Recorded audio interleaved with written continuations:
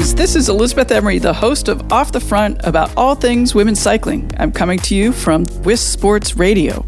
Today's guests are the fabled French-American cyclist Marion Clignet and Anna Maria Wolf, who founded the women's cycling blog Pretty Damn Fast and owns the commuting-focused bike shop Sun and Air in Brooklyn, New York. Up first is Marion Clignet. Her career is long and filled with amazing accomplishments, made even more amazing because at age 22, she discovered that she had epilepsy. She was encouraged to stop doing all physical activity. She now organizes each year a fund ride to build a gym at a school for kids with epilepsy near her home in France. She started racing because of epilepsy, so she's determined to help kids and their families realize that sport will play a major role in building confidence socially and physically, and help them even lower their seizure threshold. I'm only going to mention some of the highlights of Marion's career because it is extremely long. She is 10 times French national champion, 6 times world champion, 2 times Olympic silver medalist, and has over 250 victories, including stage wins in the Tour de France. She and I chatted for a really long time, so this episode is part 1 of our conversation about her training and coaching. Marion, welcome to the show, and thanks so much for being here. I really appreciate you taking the time. My pleasure. What's your training like, and what are you doing these days? Well, after cycling, I did a few triathlons. I swam like a dead cow, so that makes it difficult in triathlons. I heard you say that some other place on a video that I watched. I think that's so funny. It was something. So it was like watching someone do the dog paddle, and then I would manage to really pick it up. But I ended up coming to the conclusion that the swim was my warm-up, and then I would let it rip on the bike in the run. So that's one tactic. Yeah, that was about it. So I managed to win 5 of them, and then I just had a problem with the mentality and the fact that the organizers would spend, 30, 40 minutes telling us we weren't allowed to draft, yada, yada, yada. And I'd end up catching the front group on the bike, and I'd see, the first one I saw a peloton of 20 people that I could count because I was, about 30 seconds back. And the referees were coming by me on their motorcycles, stopping groups of 2 or 3 or whatever. And I'm looking at the dude going, pointing up the road. I'm like, well, there's a peloton. What's up? So, there's too many of them. I can't stop them. And then, a couple other times, same thing. I came up to there was a group of 5 doing a team time trial, and I was, in the back trying to catch up to them. So, I didn't appreciate that. So I stopped, and then I just turned to running. My first goal was to run a sub 3-hour marathon, and I did that in Paris and checked that box off, and then just went into trail running and mountain running, and did a bit too much. I whacked my knee pretty good last year, and had a surgery in July, which meant that my rehab for running from the operation was going to be cycling. So I've been back on the bike since August, and really enjoying it. My limit in terms of cold is 10 degrees, but that's 10 over here, so that would be 20. It would be about 40 or 50 in the U.S.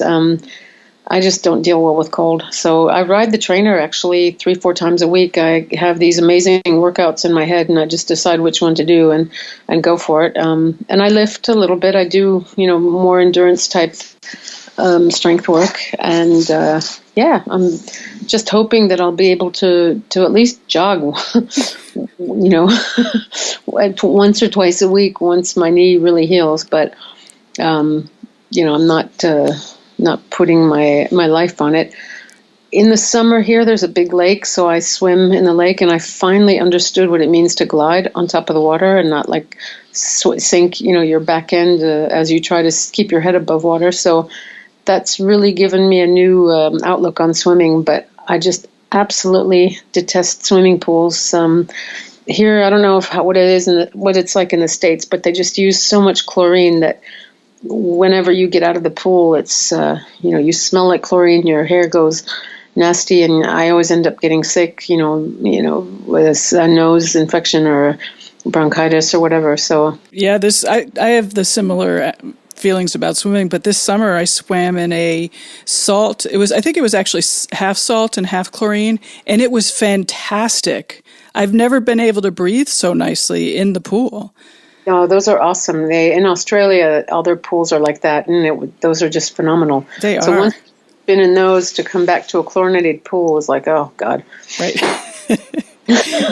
Are you competing at all? No, I'm done. I competed on the running circuit here for years. I did the cross country season and the trails, some road. So yeah, I did about 4 or 5 really intense seasons and loved it. But the last year I raced was I think it was 2016, and I did the cross season and then jumped right into 15 to 25K trail races, and then did a huge mountain race here. It was 55 kilometers with 4,000 meters of climbing and 4,002 of descending. And it was 5 degrees. There were 20 centimeters of snow on the top of this mountain we went up. And it was the first time in my life I've done an entire race with a wind vest on. And, it was that cold. And I was so cooked at the finish. I won the race, and then I just sat down and I cried for 20 minutes. I just, I pushed myself to the darkest places in my head to finish this stupid race, and places that I've never gone to. And I finished mostly because I saw the volunteers out there, and they were all like 60 to 80 years old, and they were out there freezing their bums off just for us, and always smiling, say it's this way, it's that way, how's it going, da da da. So I kind of felt obliged for them to finish it. And then the long races are really tough, the ultras. I mean, I don't see the point. And I wasn't really into it, but it ended up being a challenge. And I was like, all right, just do it. And then, I should have just stayed with maybe 25, 30K max. But anyway, my niece pretty much told me to f*** off after that. So sorry, I shouldn't be swearing on your show. But anyway. Quite all right. Yeah, so, I had the surgery in July, so we'll see. I'm just starting to get to the point now where it doesn't hurt when I walk the dog, and riding is fine. So right. Do you miss competing, or what is your feelings about competition right now? No. You know what? I did it for so long, and it was really intense in the running as well, just as intense as in the cycling. And what I like now, I did one last year or this year, was a triathlon relay. I have a friend who's a really good swimmer, and what was cool is that you can go see each person and cheer them on, and it's really a team event. So stuff like that, I'd contemplate doing, but I have nothing to prove, and I don't even take, that much pleasure in the competitive part. What I do take pleasure in is I've got a men's group that I ride with, when I can, and just, duking it out with them is always good fun. So yeah, I mean, I'm still competitive when I go on group rides, but I just don't feel the need to put on a race number anymore. I feel the same way, but I think it's age. I think I've aged out of competing. Yeah. Yeah, and I think, I'm just over getting up at, 5 or 6 a.m. to do. It's like, why bother? Right. I did a race in the Otakam, which is one of the mythic tour climbs, and it was the same. It was a 65-kilometer mountain running race, and we had to get up at 4:30 to get to the start, and it was, we started in the pitch dark with our frontal lights on, and I just, at some point you kind of wonder, am I normal doing this? I mean, I could sleep in and just wake up at a normal hour and, enjoy the mountains differently. But so, yeah, no, I don't miss it. I enjoy coaching. I enjoy helping people, discover that endorphin rush and, the whole euphoria of it. But I need to discover other challenges. Right. So, yeah, tell me about coaching. Well, I started actually as a director sportif for a lot of Division I teams, and then the New Zealand team had a base not far from here, so I worked with them for a few years, and then I was asked to coach a pro Tour de France men's team. It was the team that Thomas Voeckler was on. So I worked with them for 2 years. That was a great experience, interesting. And what kind of coaching were you providing? Well, everything, off the bike and on the bike. The one thing that really surprised me was that they weren't doing a whole lot of core strength work. So I turned them all onto planks and using stability balls and all of that. So, and you could really see the difference of the way they rode, especially in the climbs after doing a lot of core work. So it was good. It was interesting because there were a lot of things that I assumed that they knew that they didn't. So, it was very rewarding to work with them on that. And then, there's so much traveling and a lot of driving involved in that. I live in the south, and the team base was in the north, so it was a 5-hour drive back and forth. And I decided afterwards to start my own coaching company. So, working with people one-on-one, and word got around, and now I've built up, a clientele mostly from Airbus. Airbus is right next to where I live. So I'd say 90% of my clientele are some of the top managers in Airbus, who a lot of them come in at 7 a.m. before they go to work. And so most of them have actually started at 50 or over, because they've realized that to really push themselves over the limit in the corporate world, they have to be fit. And because a lot of them sit around at the table making deals, and there's 2 bottles of wine and a plate of cheese and bread on the table, they finish that. And, I know some of these guys have put on, 8 to 10 kilos in a year, because they're cutting all these deals, and they've just stopped, doing things the way they used to. So that's watching people change and improve has been rewarding. And then I put together a company with a colleague who's a really good friend, and it's called BAM, Body and Mind. And we were asked by Airbus to work in a niche, really, to work with women in Airbus to help them overcome the obstacles or hush the inner voices in their heads that were telling them, that they couldn't do something. Those are actually what we call pirates. So we were helping them, conquer the pirates and get comfortable out of their comfort zone, and then move up another level after that. So we worked with one group who were potential managers, and that went really well. And then this year we've upped it and worked with women in senior management roles. And, now we're continuing that work with this one group of women who wanted to keep going and stretch beyond, the workshop we did with them. And then we'll be working probably for the first time, starting in January or February, we'll be working with a mixed group, both men and women. So it's an exciting time, because they're looking to expand the boundaries and make sure that everybody is passionate about what they do, so they'll go that extra mile. So that's what we're trying to work on and to develop. We also use sport. That's why there's the body and the mind. So when we do the 12-week workshops, they have 2 hours of sport and 1 hour of work on themselves. We use meditation, mindfulness. We have little workbooks that we use tailor-made for each workshop. So, at some point we'll work on somebody's strengths. And one thing I found really interesting with the women is when you ask, the 10 women in the room, so tell me what your strengths are. And then there's a silence. Well, I'd be strong at this if I could do this and that and improve that. No, that wasn't the question. The question was, what are your strengths? What landed you in the role you have today? And, we really had to dig deep with them to get them to come out with their strengths. Wow, that's fascinating. Cool. One thing that I do admire about you is that you say up front your successes and say it in a really positive, great way with no embarrassment. I think that we can all take lessons from that. Well, it's important that we share and that we move forward together. Yeah. Because when I read about other women or watch videos or listen to podcasts, it's so inspiring, and it makes you want to go that extra mile. So, I know, having worked with both men and women in cycling, women don't think twice about going the extra mile. Whereas when I was coaching the pro men's team, I had a training camp when the A team was off at the Tour de France. I had a training camp with the other group because they were getting ready for the Tour of Poland. And, one day we had planned a 5-hour ride, and they tried to negotiate with me to bring it to 3 hours. And I'm like, dudes, at the Tour of Poland, you're going to be having a mountain stage, and it's going to be 200K. So there's no negotiations here. I couldn't believe it. I just was like, all of a sudden they pulled over on the road and stopped, and I was like, what's up? And women wouldn't do that. Women. Oh my God. You're cracking me up. No, it's serious. And there was a guy, Linda Jackson, it was him, Denis, I can't remember his last name.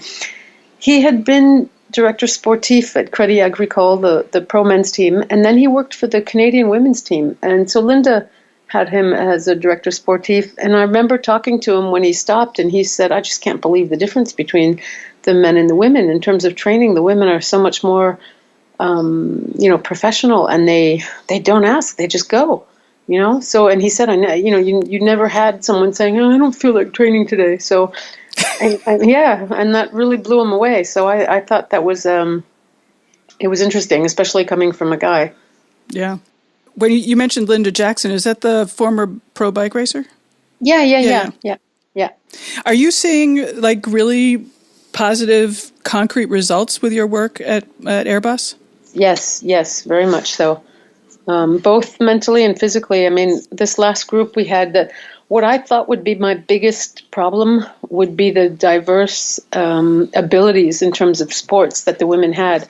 And that kind of worried me. I had someone who had never done any sort of sports, and then I had women who had done triathlons and had run 10Ks and all this. And, I was thinking, wow, how am I going to balance this group? We have, 2-hour lunch break and an hour and 20 minutes of sport. And, how am I going to unite this group? And it just happened naturally. It was, the girls who were slower in the front group. When they were done, if we were doing intervals or something, they would turn around and go back and get the other girls. And then, I was able to work out sort of a pyramid system. If we were doing a more CrossFit type of exercise, would just give options. And by the end of the 12 weeks, the girls who in the beginning were what we call walking and jogging, were actually able to finish, the entire course running. And the other girls, were still coming back to get them. And these women, we took them from different groups at Airbus, so they didn't know each other before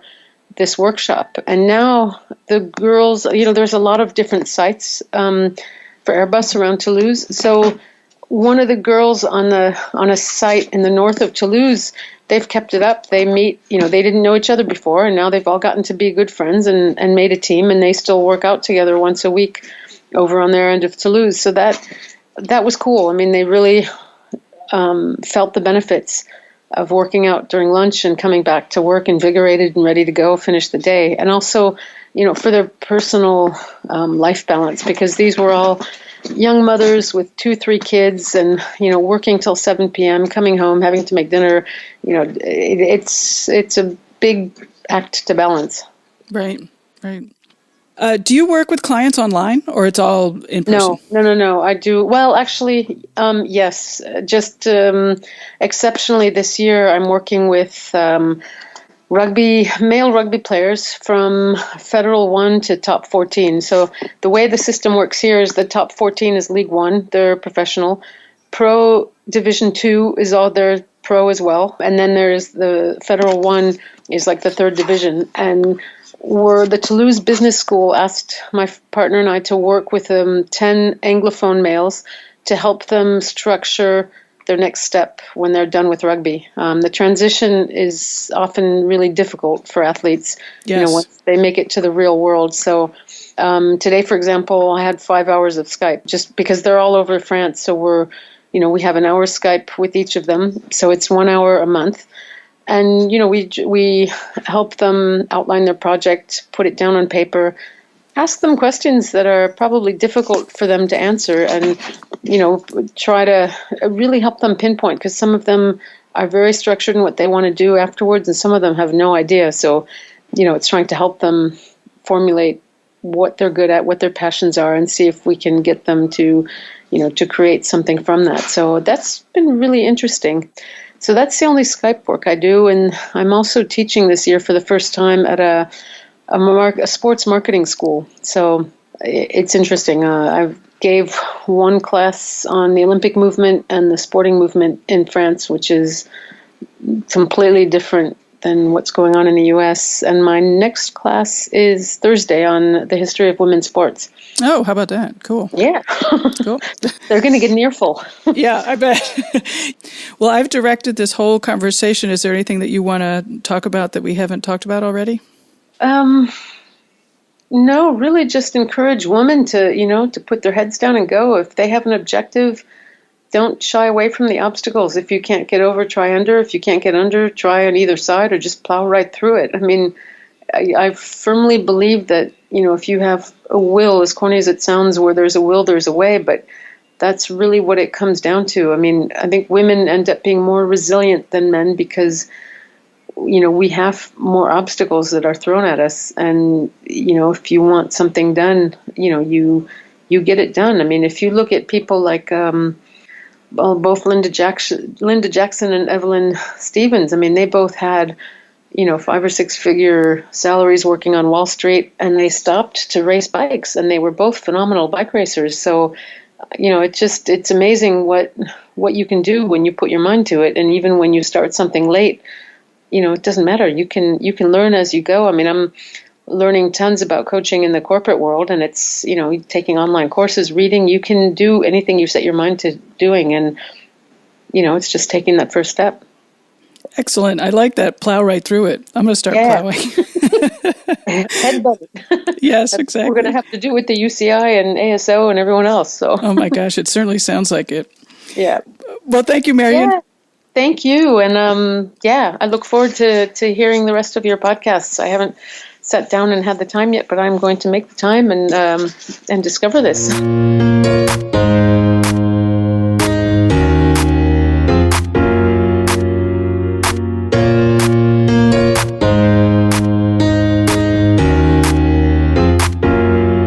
Next up is Anna Maria Wolf. She started cycling in her 30s thanks to her tiny dog T-Rex. Her background is in fashion and in creating amazing images, which she brought to cycling in her blog Pretty Damn Fast, with the subheading, Women's Cycling in All Its Forms, especially when it's done with style. Anna Maria's main focus now is her new welcoming bike shop, Sun and Air, which also has a coffee shop. Go check it out. You can just go in and have a cup of coffee, which she talks about in the episode. It's also right on the way to work for 7,000 cyclists each day. We talk about her path to cycling and owning the shop, plus her work to encourage more women to get on their bikes and ride. Well, hello and welcome to the show. Oh, thank you. Thanks for having me. I'm so excited to talk to you about, just all the fantastic things that you're up to these days. Oh, me too. Thanks. Why don't you first tell me a little bit about Pretty Damn Fast and how it started maybe and what your goals are for that? Okay. So Pretty Damn Fast actually started as a Tumblr page that I was keeping. I worked as a wardrobe stylist for 15 years or so before I really got into cycling, and worked really hard to curate and be a part of beautiful imagery, usually in fashion or advertising. And when I started cycling, I was really just disappointed, to put it mildly, but kind of just blown away at the lack of representation of women. I just found that when I started looking for inspiring images of women cycling, the content was either overly beginneristic, that kind of safety first, images that didn't look particularly like athletic or inspiring. And then the flip side of that would be, images where the woman in the picture wasn't necessarily an athlete, but was sort of a sexy model, somebody being sort of used as a prop, but not necessarily an athlete on the bike. And so I just wanted to, kind of change the direction of that narrative in cycling. I figured when it was a personal Tumblr of mine, I was just kind of combing the internet for stuff that inspired me. And I thought, spend all this time creating images for other people and other clients. Like, what if I instead kind of focused some of that energy on creating media myself? So some friends of mine and I got together and kind of launched the public-facing version of Pretty Damn Fast. And, its initial goal was just to put out really inspiring, awesome photography and stories, and really just sort of tip the media landscape maybe in the other direction. Well, you have my ear for that for sure. Have you been getting a good reaction to what you've been doing? Yeah. It was, yeah, I mean, we got an amazing reaction. Pretty Damn Fast was in the right place at the right time. This is already a few years back. I want to say that this was before I think people and brands had realized the power of Instagram. And I think there was, a real sort of hunger for awesome images and long form journalism about, amazing female athletes. But, definitely the landscape has changed, and where I think that I started the blog in this sort of almost vacuum. Now there's so many women, so many athletes kind of contributing to that greater narrative about women in cycling. So you also have a bike shop. So tell me a little bit about the bike shop and how that got started. It looks beautiful. Oh, thank you. Thanks so much. So yeah, there's a little bit of backstory to it, but so I started Pretty Damn Fast and was working full time as a stylist, and cycling was becoming a bigger part of my life. I was, kind of dipping my toes into racing, road racing here in New York City. And I met my husband. He wasn't my husband back then, but I met Sean Wolf, who was the owner of another bike shop in the city called King Cog. And, I was eager to learn a little bit more about the mechanics of bikes, and certainly bike shops had always been sort of an intimidating place for me. I didn't start riding until well into my 30s, and so the bike shop was not a place that I felt really comfortable in. So I just spent more time in the store. I started doing sales and merchandising a bit and kind of helping out where I could. And, I felt that that barrier when I was writing about bikes. I knew that this mountain bike was awesome to ride, but sort of I lacked maybe some of the technical vocabulary to really talk about bikes in a compelling way. And I mean, then there's also just an element of insecurity because I didn't grow up doing this. And around that time, I was online and discovered the QBP Women's Mechanics Scholarship. And I was like, well, that's an interesting opportunity. And so I applied for that scholarship, fully intending to use mechanical knowledge exclusively for writing. Most folks that apply for that scholarship already work full-time in bike shops. It's QBP's intention to get more women physically working on bikes, like out of sales, out of marketing, but actually wrenching. But I was really clear when I applied for the scholarship that it was my intention to keep writing about bikes and contributing where I could to King Cog. Fast forward, I completed the scholarship. It was an amazing, life-changing experience for me. And I went from seeing the bike shop as a place that was a fun place for me to be in here and there to thinking of bikes as a viable business to invest in. And by that point, my husband and I were married, and we were looking for a place to move his original bike shop to. And a broker showed us this new location that was at the intersection of two bike paths right next to the Williamsburg Bridge, which is the most bicycle trafficked bridge in the country. And in the country? Yeah, it's wow. It is all that is how you get in and out of Manhattan if you ride a bike in North Brooklyn. I think it's 7,000 people take it every day. And we're like, well, this is a good place for a bike shop. But maybe not the kind of bike shop that we have, maybe a different kind of bike shop. So it seemed like just a marvelous place to open kind of a commuter-focused, super friendly bike shop. You have a coffee shop inside of it. We're open super, super early in the morning. And, we do our best to stock really purpose-built bikes for city riding, and just cast a wide a net as possible to get as many people on bikes. And then the sort of side note to this is we're about a year away from one of the biggest train lines that goes into the city, subway train lines being shut down for 15 months for Hurricane Sandy repairs. So we hope that it will shift the demographics in favor of even more cycling in the city, and we hope that this new shop is there to serve those people who will need a viable alternative to get to work.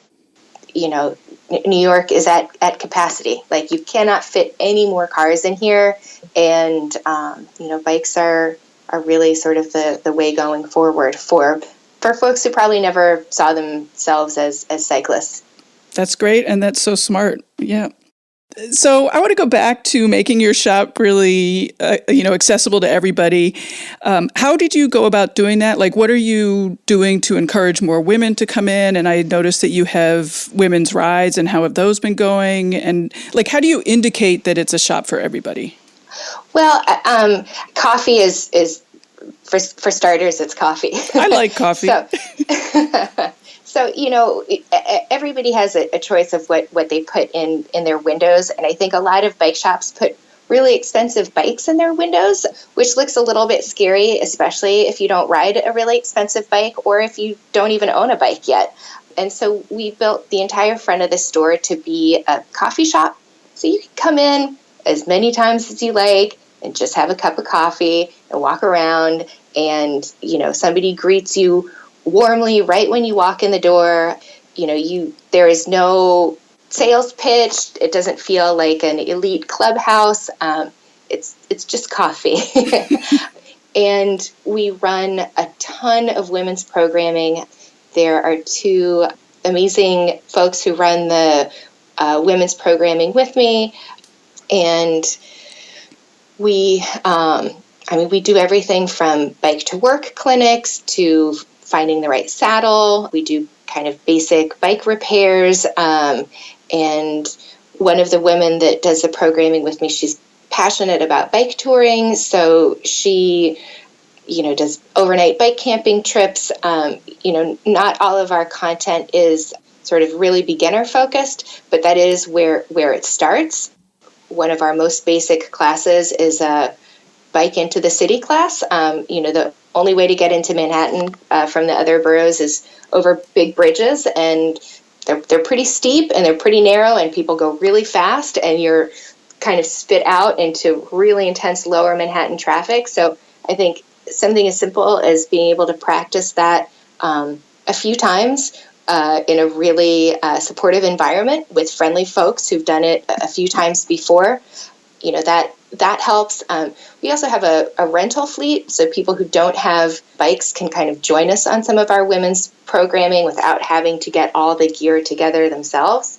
And there are also women that work there, which is another really important thing. Sure. Yeah, that's a big thing. I would say that about half of our staff identify as women, and it's just maybe a kind of a different environment than maybe your typical bike shop. Right. That's nice. And I also saw that you were recently on a trip to Trek for Fit School. And I'm a huge fan of Trek after I interviewed Helen Wyman, who's a cyclocross racer, and she said that Trek added to the prize money for the Cyclocross World Cup that they put on in Waterloo, so that the prize money was equal for men and women. So I love Trek. Yes. They've been an amazing partner for us in the new shop, and they make great products in huge range of sizes. They fit a lot of people. I'm really excited to build up our fit studio, and whether it's helping women find a saddle that gets them to do their first bike tour, or helping them get together their first commuter bike. I'm really stoked to be able to offer that service to folks who've traditionally had a hard time finding a bike and a saddle that fit them well. Right. We also work quite a bit with Surly, All City, and Jameis, which do some amazing 650 bikes in super tiny sizes. Great. I want to switch gears a little bit to fashion and cycling clothes. Are you still working for Levi's? So I stopped working for Levi's like the day the store opened, because that was like yet another thing that I was doing at the same time as the scholarship and styling. But that was awesome, because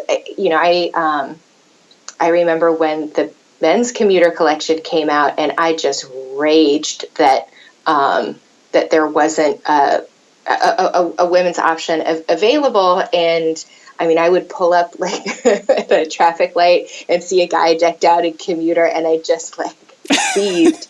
So when Levi's approached me and told me that they were rolling out a women's commuter collection, I was just over the moon, and it was awesome. It was a great fun rolling out the product and working on the photo shoots and building that community for 2 years, but it was super, super time intensive.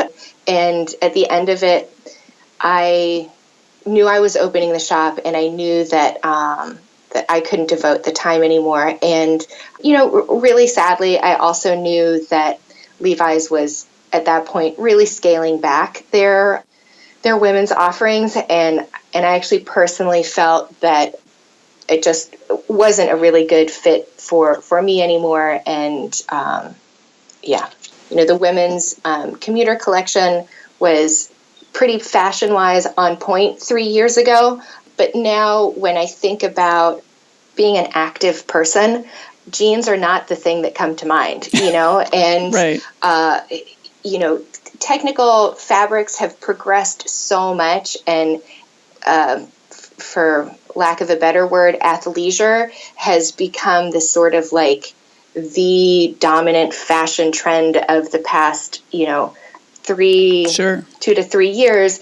And so, I see women, going to work in New York in really awesome athletic shoes, in technical fibers, in leggings, in fabrics that are breathable, that, I feel like you can go from work to to jump on your bike or go to a climbing gym or whatever. Like the athletic wear looks so cool right now. And so I don't think that people are trying to go in the direction of that more classic denim Americana look as much as they're like, I want to run right. and climb and move. And so, so where are you sending women to find their clothes if they're, for example, commuting to work? What brands are you suggesting and that kind of stuff? So right now, my favorite sort of go-to work gear is Athleta.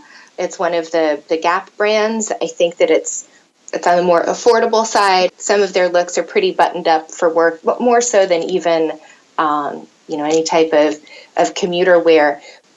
It is easier to find out about brands now, whereas 5 years ago, I mean, you would have had to go into like an internet wormhole for, hours to find some of these brands. Now it's like, oh, I saw that on Instagram. I'm gonna give that brand a try. So the accessibility of gear has just changed so much, and I think Instagram has really forced a lot of brands to make stuff that actually looks good, not just performs well in a test scenario, but holds up to kind of a higher aesthetics. Right. Do you have a favorite bike maintenance tip that you find that people don't know much about, and it's good to know? I think just that that maintenance is and should be preventative, right? Like any part of your bike, whether it's a really inexpensive bike or a wildly expensive bike, has parts that wear out. But if you stop in for regular tune-ups, regular swap outs of brake pads, regular swap outs of chains. You'll be able to save your cassette. Using things to the point where they don't work anymore will, sets off like a chain reaction on the bike, and that stopping in sort of like, I don't know, is it like a stitch in time saves nine? Right. We haven't talked about food, and cyclists are such foodies. Do you have a favorite recipe or a favorite, on-the-go meal?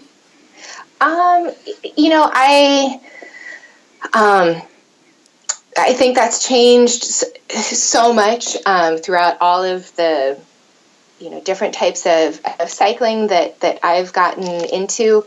For me, the thing that's most profound is how cycling changed my relationship with food. Working in fashion, I think that I was on a diet for 30 years of my life. And, food was sort of like my enemy, and I was always on some new fad. And you go into any fashion set and people are really kind of celebrating some kind of disordered ways of eating. And for me, I started riding a bike, and I mean, eaten everything. And so it has, just changed the way that I eat, that I think about food. And it's one of the things that I'm most profoundly grateful for on a bike. Wow, I'm so glad I asked you about that. Thanks. Yeah. And I can't let you go without mentioning that you have a tiny dog that you carry around on your bike. I love it. Oh, yeah. Well, I mean, that was sort of the thing, is that I got a bike, and I was, pretty deep in my fashion world, and I thought, I'll get this bike.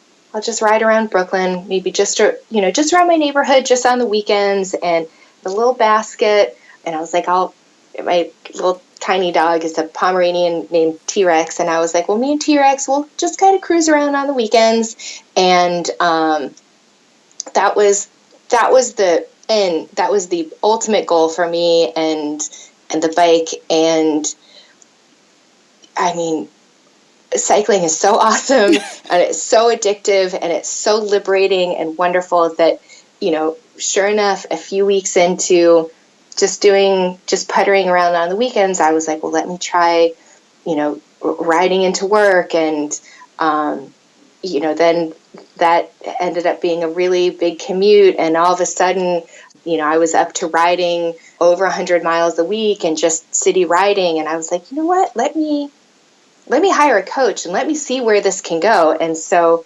between the basket bike for my little fuzzy dog and